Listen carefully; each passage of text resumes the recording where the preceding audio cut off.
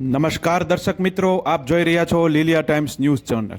Mission school of excellence project અંતર્ગત ગુજરાતમાં આધુનિક શાળાઓ બનાવવા માટેનું સરકારે કામ હાથ ધર્યું છે. ત્યારે લીલિયા તાલુકાના પૂંજાપદર ગામે પ્રાથમિક શાળાને mission school of excellent project હેઠળ સિલેક્ટ કરવામાં આવી હતી, જે બાળકો આધુનિક પ્રોજેક્ટર દ્વારા શિક્ષણ મેળવશે, જેનું ઉદ્ઘાટન જિલ્લા પંચાયતના પ્રતિનિધિ ભીખાભાઈ ધોરાજીયા તથા ભાજપના આગેવાનો, અધિકારીઓ, પદાધિકારીઓ દ્વારા કરવામાં આવ્યું હતું.